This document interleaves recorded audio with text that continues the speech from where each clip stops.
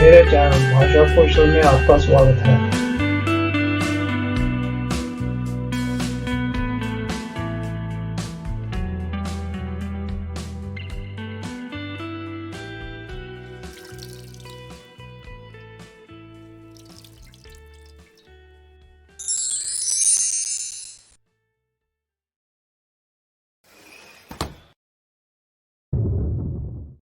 पूर्ण निरंतर भविष्य काल।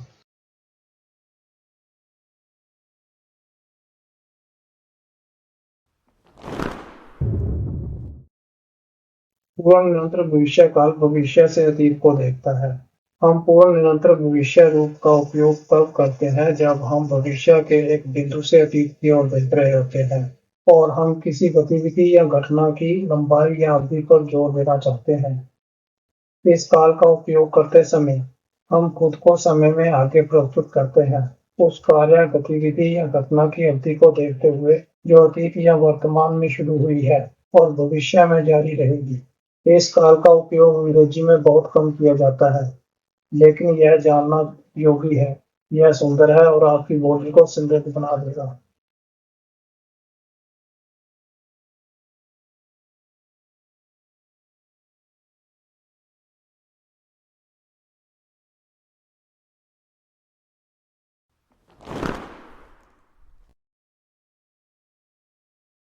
मेरा नाम है विक्रम सिंह प्रसाद। इस वीडियो में मैं पूर्ण निरंतर भविष्य काल को सरल शब्दों में और भी स्पष्ट रूप से समझाने जा रहा हूँ। मुझे आशा है कि परिणाम आपकी उम्मीदों पर खरा उतरेगा।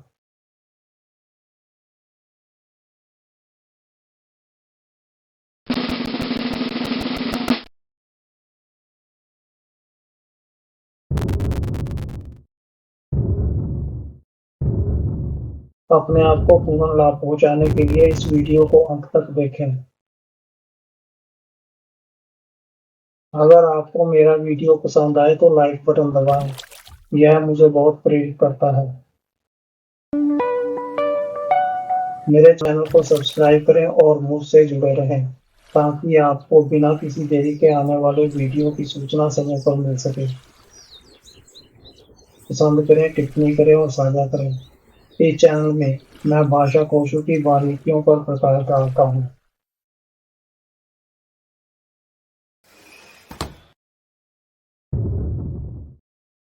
पूरा निरंतर भविष्य का एक काल होता है जिसका उपयोग उन गतिविधियों या घटनाओं को इंगित करने के लिए किया जाता है जो भविष्य में समय के एक बिंदु तक जारी रहेंगी। इस काल में गतिविधि की अवधि पर जोर दिया जाता है।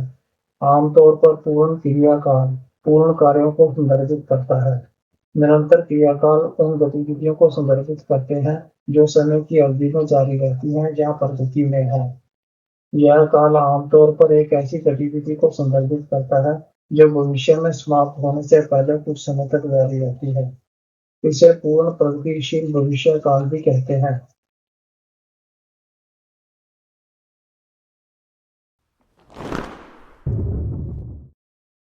वाक्य में एक समय संदर्भ यह दिखाने के लिए दिया गया है कि गतिविधि भविष्य में कब तक जारी रहना शुरू होगी, जहाँ भविष्य में कब तक गतिविधि जारी रहेगी। गतिविधि के समय को दिखाने के लिए वाक्य में विशिष्ट शब्दों सिंस और फॉर का उपयोग किया जाता है। यदि गतिविधि का सटीक शुरू होने का समय ज्ञात हो तो वाक्य में समय से पहले सिंस शब्द का प्रयोग किया जाता है। यदि किसी गतिविधि का सटीक प्रारंभिक समय ज्ञात नहीं है लेकिन केवल उस समय की अवधि ज्ञात हो जिसके लिए गतिविधि जारी रहेगी तो शब्द फॉर का उपयोग किया जाता है।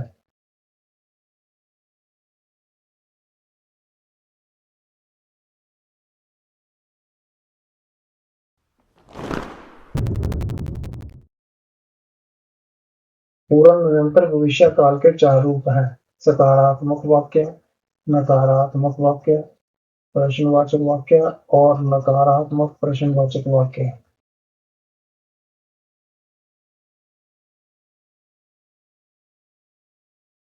सकारात्मक कथन बनाने के लिए सकारात्मक रूप का उपयोग किया जाता है। नकारात्मक कथन बनाने के लिए नकारात्मक रूप का उपयोग किया जाता है।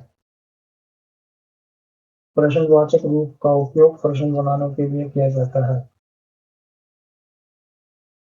और नकारात्मक प्रश्नवाचक रूप का उपयोग नकारात्मक प्रश्न बनाने के लिए किया जाता है।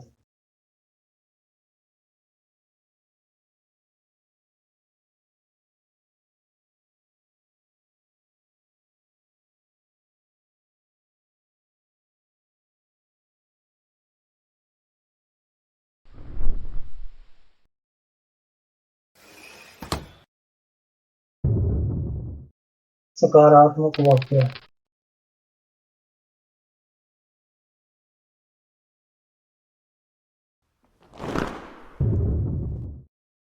पूर्ण निरंतर भविष्य काल में सकारात्मक वाक्यों का इस्तेमाल किसी जारी रहने वाली गतिविधि के बारे में सकारात्मक कथन देने के लिए किया जाता है जो भविष्य में खत्म हो जाएगी।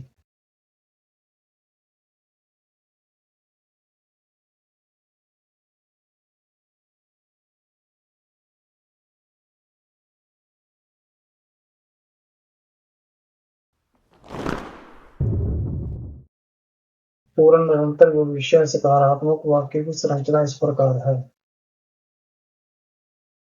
पूर्ण निरंतर भविष्य सकारात्मक वाक्य पहले कर्ता, फिर एक सहायक क्रिया will shall, फिर एक अन्य सहायक क्रिया है, फिर एक और सहायक क्रिया will और फिर क्रिया के पहले रूप के साथ ing, आगे कर्म, कर्म के बाद since for और वाक्य के अंत में समय का प्रयोग करके बनाया जाता है। वाक्य के अंत में पूर्ण विराम लगाएं।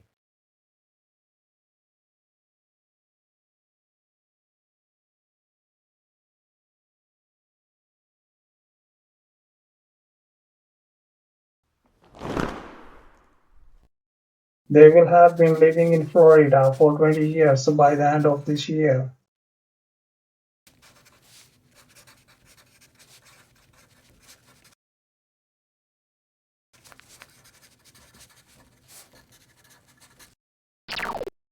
वे इस साल के आखिर तक फ्लोरिडा में 20 साल से रह रहे होंगे।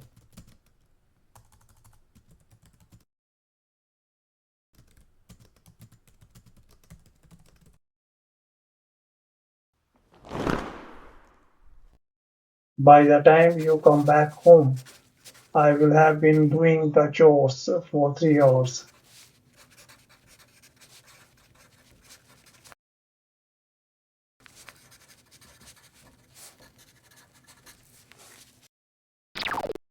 जब तक आप घर वापस आएंगे मैं 3 घंटे से काम कर रहा होऊंगा।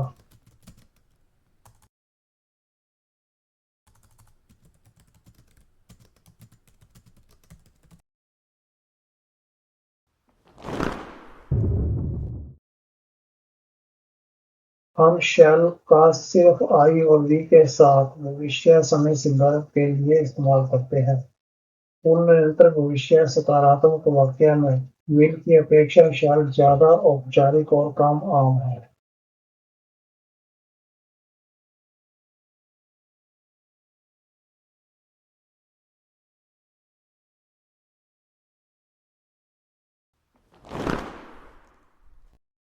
I shall have been studying for 6 hours by midnight.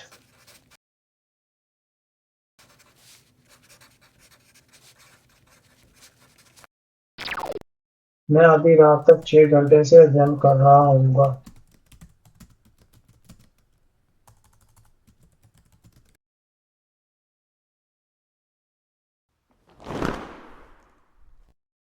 By 2025, we shall have been collaborating on this project for a decade.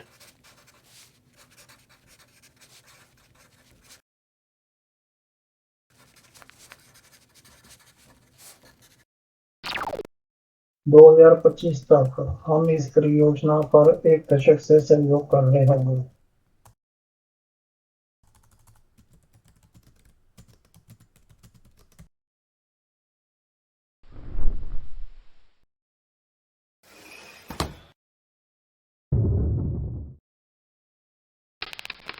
नकारात्मक वाक्य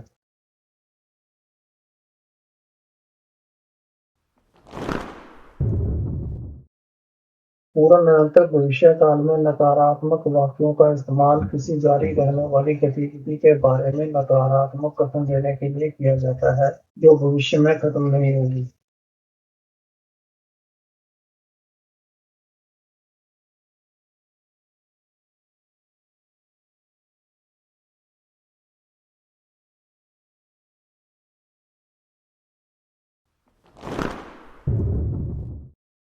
पूर्ण निरंतर भविष्य नकारात्मक वाक्य की संरचना इस प्रकार है।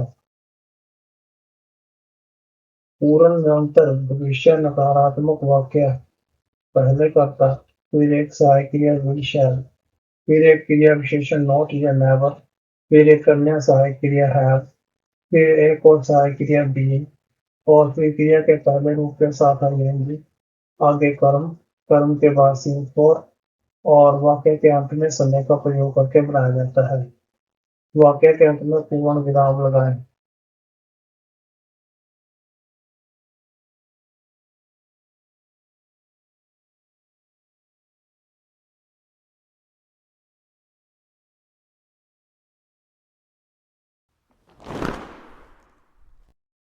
They will not have been playing tennis for 2 hours when I come to the court.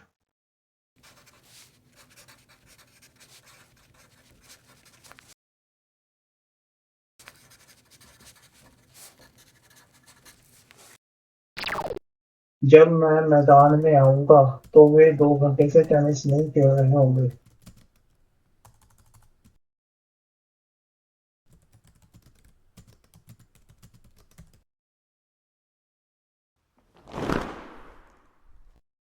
He will not have been learning English for 1 year when he sits in this exam.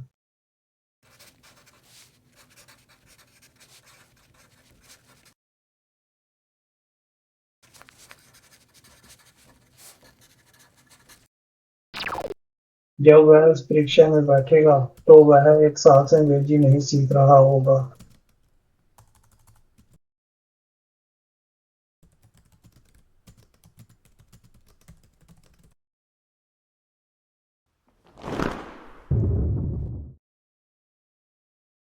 Short shall not का संकोचन है और इसका उपयोग शायद ही कभी किया जाता है। What will not का संकोचन है। हम पूर्ण निरंतर भविष्य काल नकारात्मक वाक्यों में सहायक क्रियाओं के रूप में संकोचनों शांत और वॉट का उपयोग कर सकते हैं।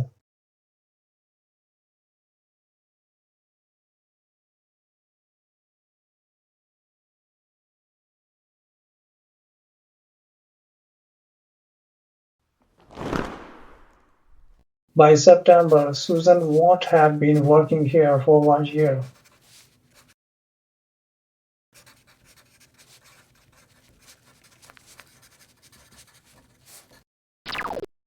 सितंबर तक सूजन यहाँ 1 साल से काम नहीं कर रही होगी।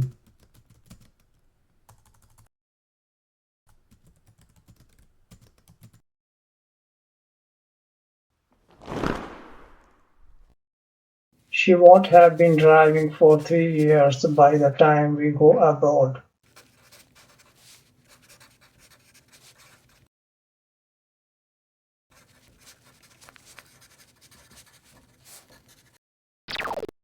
जब हम विदेश जाएंगे तब तक वह 3 साल से गाड़ी नहीं चला रही होगी।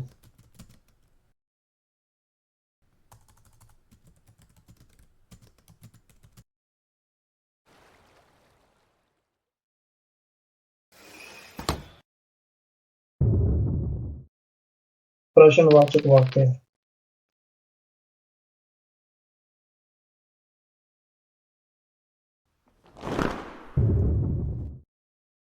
पूर्ण निरंतर भविष्य काल में प्रश्नवाचक वाक्यों का इस्तेमाल किसी जारी रहने वाली गतिविधि के बारे में सकारात्मक प्रश्न पूछने के लिए किया जाता है, जो भविष्य में खत्म हो जाएगी।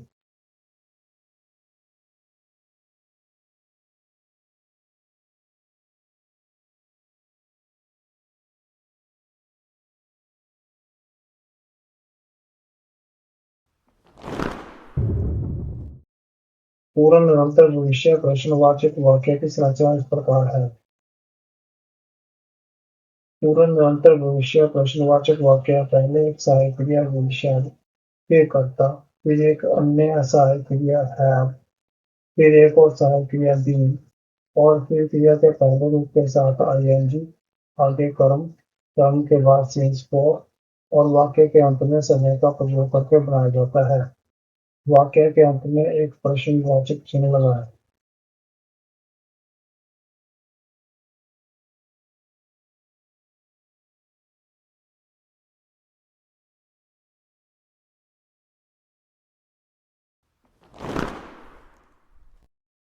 Will they have been cooking all day by the time we come home?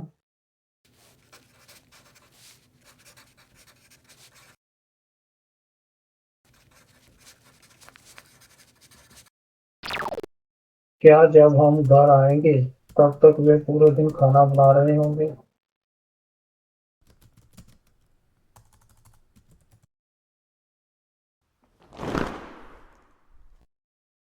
Will she have been waiting long by the time we return from the shop?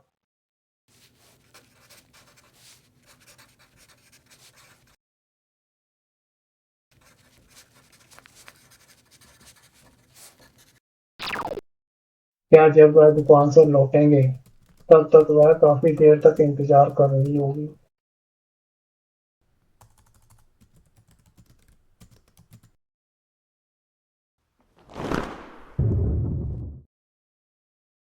विशेष प्रश्न लघुवाचक प्रश्न शब्दों का उपयोग करके बनाए जाते हैं, जैसे when, how, what, where इत्यादि। फिर वही शब्द क्रम आता है जो प्रश्न में है।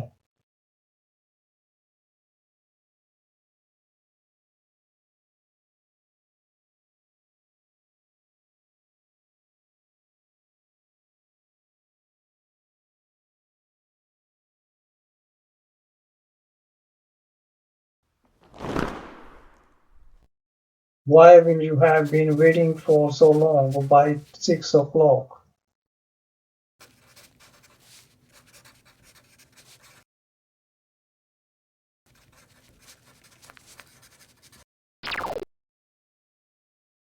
छह बजे तक आप इतनी देर से इंतजार क्यों कर रहे होंगे?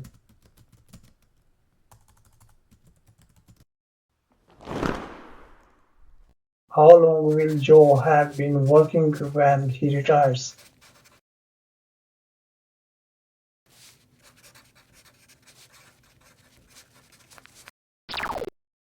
जब जो रिटायर होगा तो वह कितने समय से काम कर रहा होगा?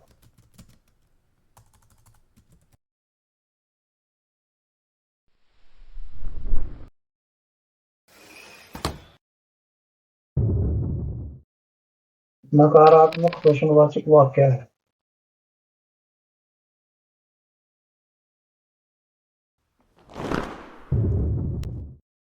पूर्ण निरंतर भविष्य काल में नकारात्मक प्रश्नवाचक वाक्यों का इस्तेमाल किसी जारी होने वाली गतिविधि के बारे में नकारात्मक प्रश्न पूछने के लिए किया जाता है जो भविष्य में खत्म नहीं होगी।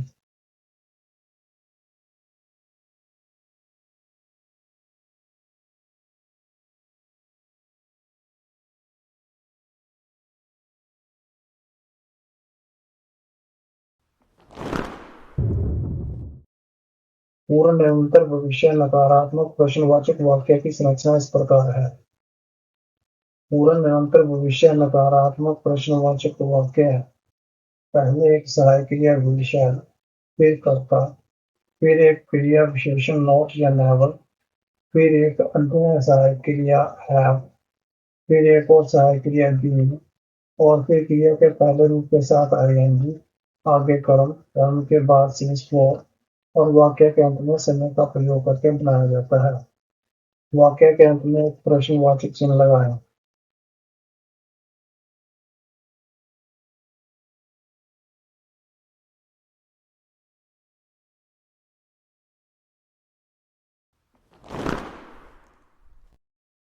Will they have not been playing football for 2 hours when I come to the field?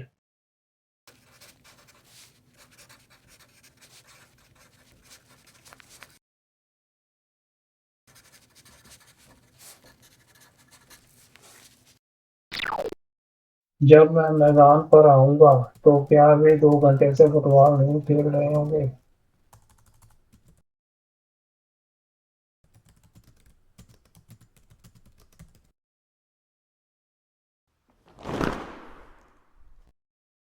Will you not have been waiting for more than 2 hours when Mary's plane finally arrives?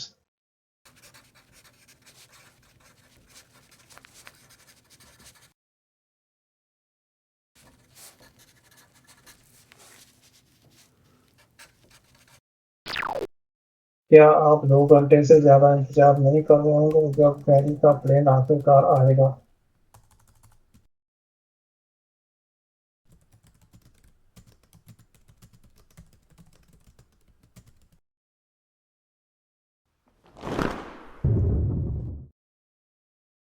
सूचना शांत या वॉट का इस्तेमाल सहायकों के तौर पर भी किया जा सकता है जब पूर्ण निरंतर भविष्य नकारात्मक प्रश्नवाचक वाक्यों में सवाल पूछे जाते हैं।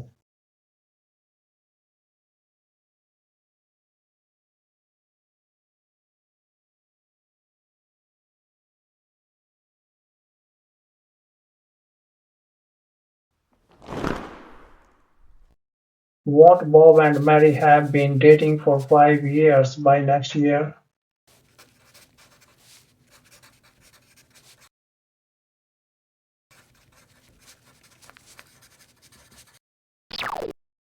क्या अगले साल तक बॉब और मैरी 5 साल से डेटिंग नहीं कर रहे होंगे?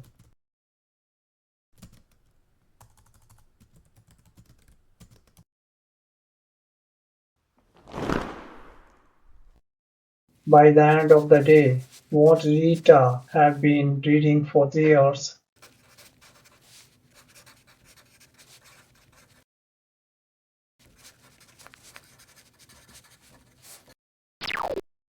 दिन के आखिर तक क्या रीटा 3 घंटे से नहीं पढ़ रही होगी?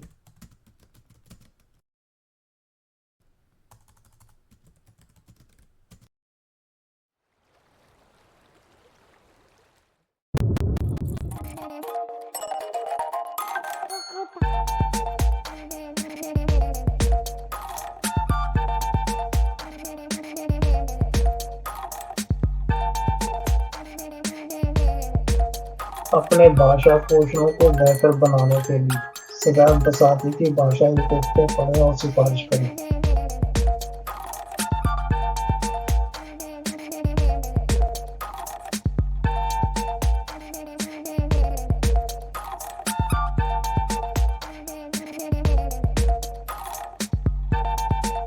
ये एक दूसरे भाषा कौशलों के लगभग सभी पहलुओं को व्यापक रूप से कवर करती है।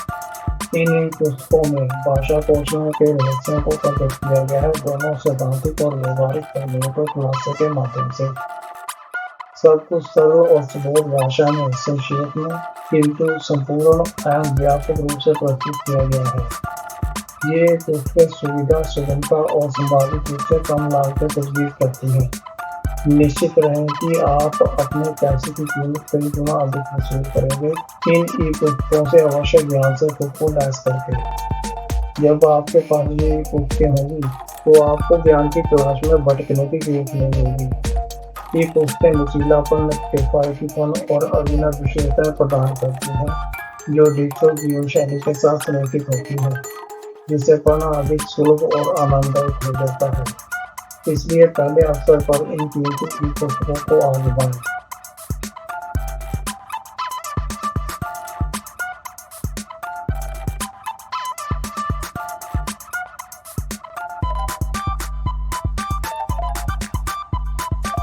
जल्दी करो, 40% छूट का लाभ उठाएं। विवरण में लिंक ढूंढें।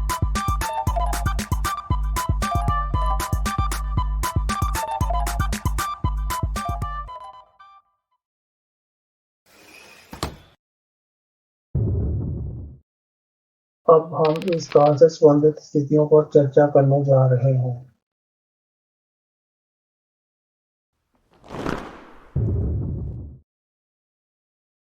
हम यह दिखाने के लिए पूर्ण निरंतर भविष्य काल का इस्तेमाल करते हैं कि भविष्य में किसी खास घटना या समय तक कोई चीज चलती रहेगी। अगर आप इस बात पर जोर देना चाहते हैं कि भविष्य के किसी पल से पहले कोई कार्रवाई कितनी देर से हो रही है, तो पूर्ण निरंतर भविष्य आपका काल है।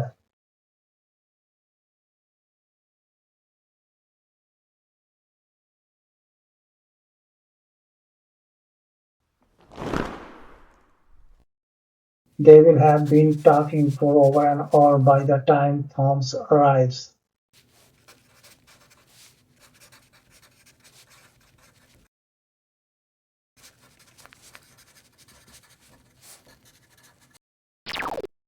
वे 1 घंटे से ज़्यादा समय से बातें कर रहे होंगे जब तक थॉमस आएगा।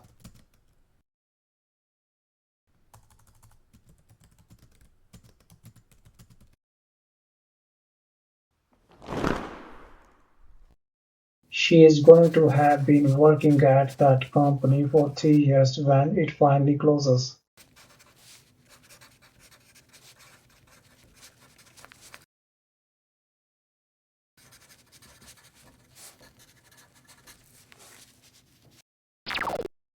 वह 3 साल से उस कंपनी में काम कर रही होगी जब आखिरकार यह बंद होगी।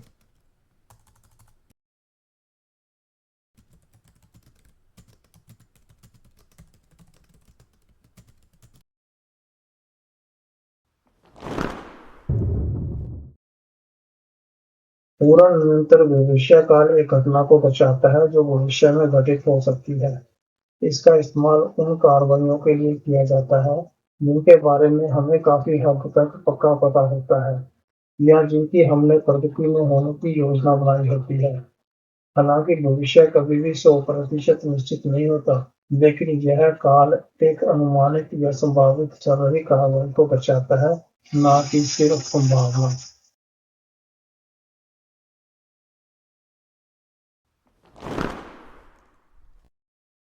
We shall have been waiting for you tomorrow at 8 a.m.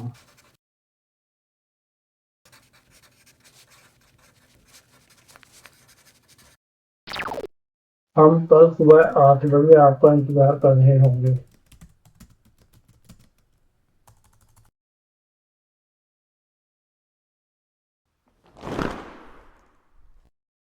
The garden shall have been planting flowers before you reach there.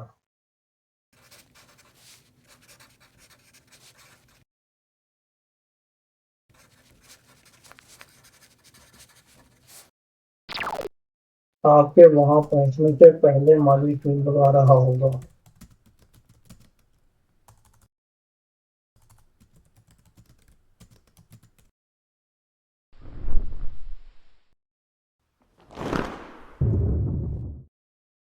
हम पूरा निरंतर भविष्यकाल का इस्तेमाल यह कहने के लिए करते हैं कि भविष्य की एक घटना दूसरी घटना का कारण बनेगी। हम अक्सर बिकॉज़ शब्द का इस्तेमाल करते हैं जब हम ऐसा करते हैं। भविष्य में होने वाली किसी कार्रवाई को उसके भविष्य के नतीजे से जोड़ने के लिए बिकॉज़ का इस्तेमाल करना काल का एक क्लासिक और सटीक इस्तेमाल है। हालांकि यह हमेशा जरूरी नहीं होता। बिकॉज़ शब्द एक बहुत ही आम संकेत है कि इस काल का इस्तेमाल किसी कारण की व्याख्या करने के लिए किया जा रहा है।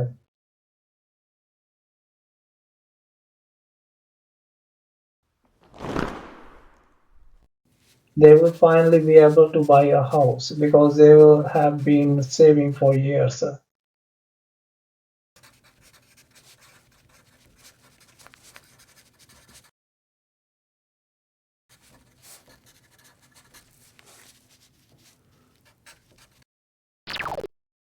वे आखिरकार एक घर खरीद पाएंगे क्योंकि वे सालों से बचत कर रहे होंगे।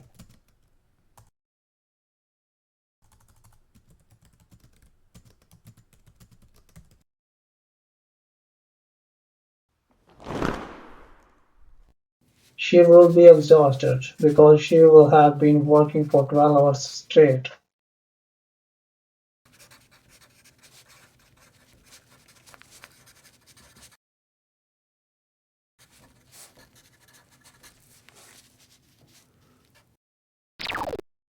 वह थक जाएगी क्योंकि वह लगातार 12 घंटे काम कर रही होगी।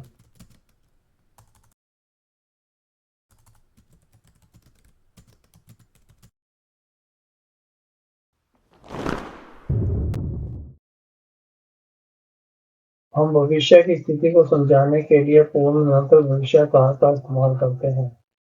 भविष्य की स्थिति या तो लंबी अवधि की प्रक्रिया का सीधा नतीजा होती है या भविष्य की स्थिति को चल रही प्रक्रिया द्वारा समझाया जाता है।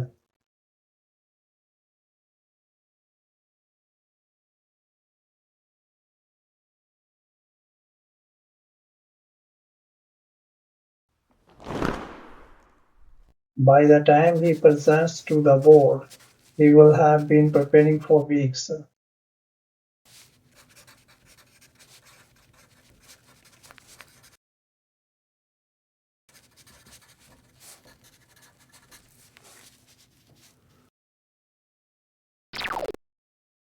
जब तक वह बोर्ड के सामने पेश होगा, तब तक वह हफ्तों से तैयारी कर रहा होगा।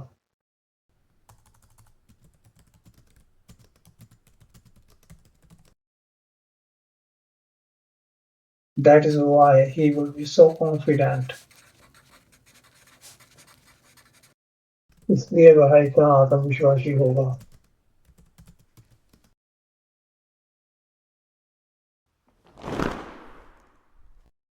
Don't be surprised if she is irritable at the party.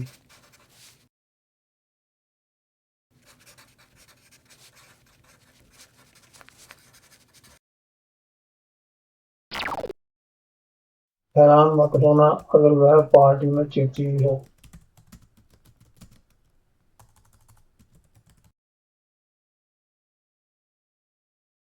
She will have been traveling for 20 hours straight.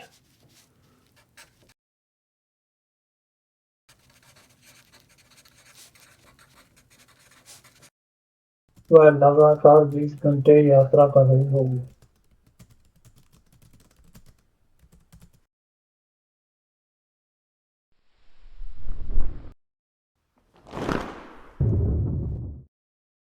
हम किसी प्रत्यक्ष भविष्य की स्थिति के कारण को उजागर करने के लिए पूर्ण निरंतर भविष्य काल का इस्तेमाल करते हैं। दिखने वाली भविष्य की स्थिति या तो सीमा को आगे बढ़ाने की निरंतर कार्रवाई की वजह से होती है, या भविष्य की स्थिति निरंतर प्रक्रिया का नतीजा होती है।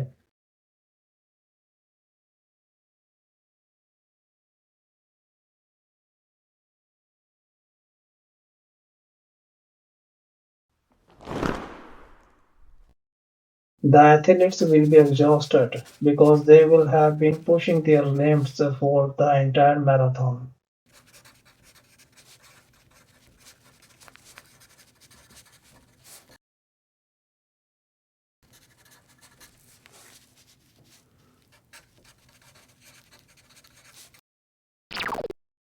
एथलीट थक जाएंगे क्योंकि वे पूरी मैराथन के लिए अपनी सीमाओं को आगे बढ़ा रहे होंगे।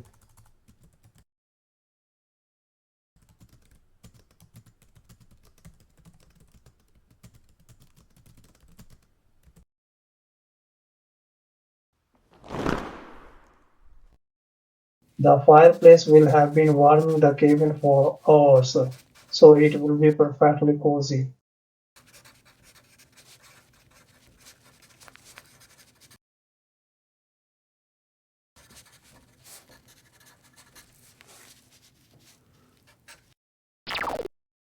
चूल्हा घंटों तक केबिन को गर्म कर रहा होगा, इसलिए यह पूरी तरह से सुखदायक होगा।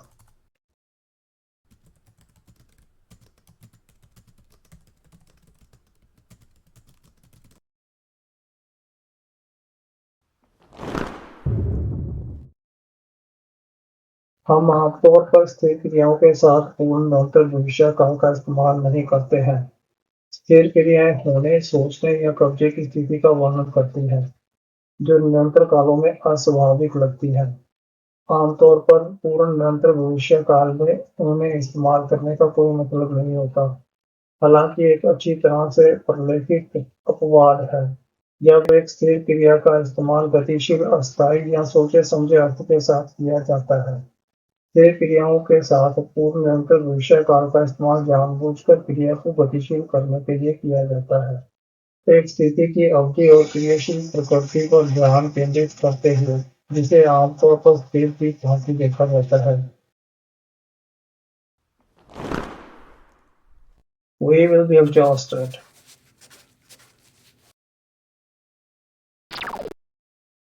हम थक जाएंगे।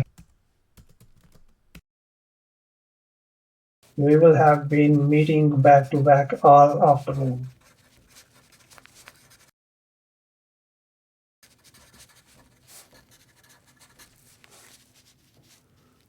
हम पूरी दोपहर एक के बाद एक बैठ के करते रहेंगे।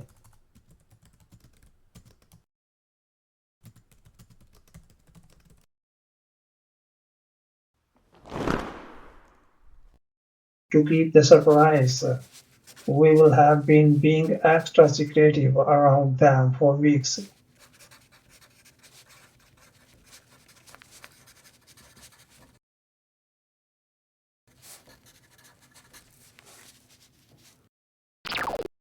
आश्चर्य बनाए रखने के लिए हम उनके आसपास हफ्तों तक बहुत ज्यादा संकोची कर रहे होंगे।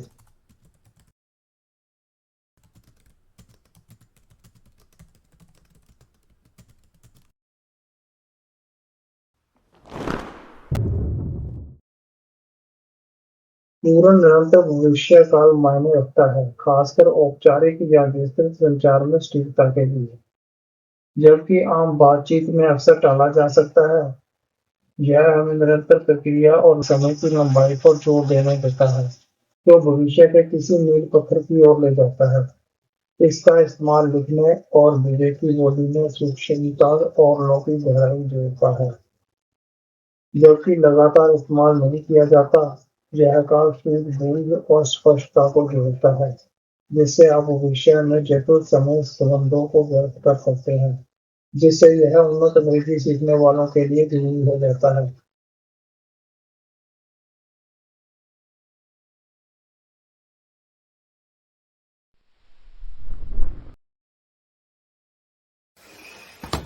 मुझे उम्मीद है कि यह वीडियो आपकी उम्मीदों पर खरी उतरेगी और आपके ज्ञान और अभ्यास में इजाफा करेगी। निश्चित रहें, आप हमेशा मेरे वीडियो से लाभ उठाते रहेंगे। मेरे वीडियो को लाइक करें। अगर आपने अभी तक मेरे चैनल को सब्सक्राइब नहीं किया है, तो अभी करें। अब भाषा कौशल को लाइक और सब्सक्राइब करें। यह मेरे लिए बहुत मायने रखता है। इस वीडियो को देखने के लिए आपका धन्यवाद।